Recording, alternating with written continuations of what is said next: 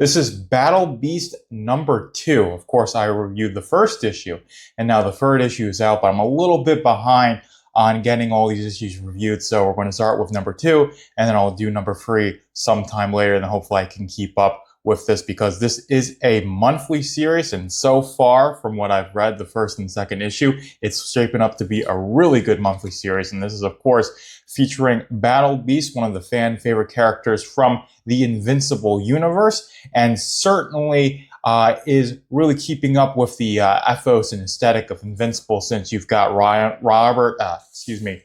Kirkman and Ryan Ottley, who are the two main creatives that worked on most of Invincible over its 144 issue run that went for about 15 years or so.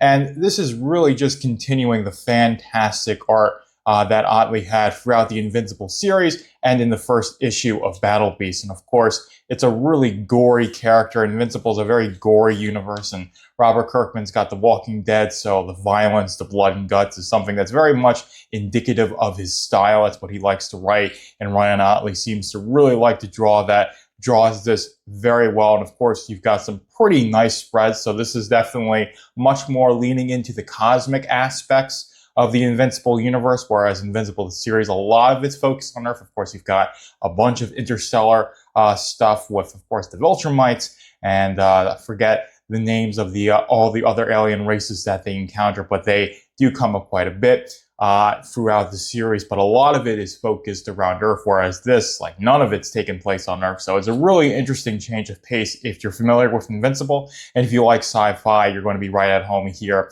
And like I said in the first issue, it's very much a digestible series for someone who's completely new to the Invincible Universe, and really, the second issue just serves to expand on what happened in the first issue, and it's definitely much more transitional. So you're establishing what's going to happen in the third issue. You've got the Blood Games, where Battle Beast just fights a bunch of people, begrudgingly agrees to help one of the people who, not the people, this alien that he's taken captive, Sakai or Sarkak. I can't exactly remember his name, but of course, it's very, very much so Battle Beast just being Battle Beast. So Robert Kirkman writes to the strengths of the character, and of course, he's using that monthly format quite well, where the second issue doesn't have to explain everything because the third issue is going to come out the next month and really keep the ball rolling on the story, whereas this is just setting up the characters, giving them a little bit more development.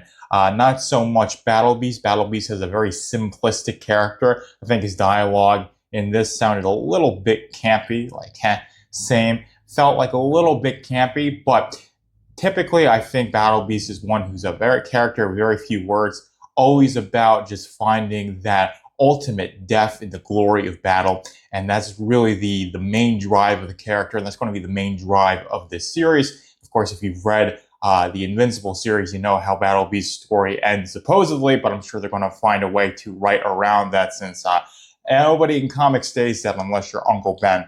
But again, this art is just fantastically gory. It's got such a nice style to it. It really is exemplifying the best of what made Invincible a really good series in terms of the art. And of course, those spreads are just really epic to look at. And of course, Russ Wooten is the letterer that's worked on basically all of Kirkman's projects, and he's a really good letterer. He keeps the lettering unique from character to character. I would say, especially the ship's AI that Battle Beast commandeers, and the onomatopoeia sounds, they look really good. But all the other lettering looks really good as well. But that's like where it needs to be differentiated. It is certainly differentiated. And again, like, you've got some pretty well-placed spreads, and these cosmic scenes are drawn really fantastically. Ryan Ottley does a really good job of doing these really epic spreads. He did some for the last few issues of Invincible that were really, really good to look at. He definitely uses that skill set that he has to bring scenes like this to life.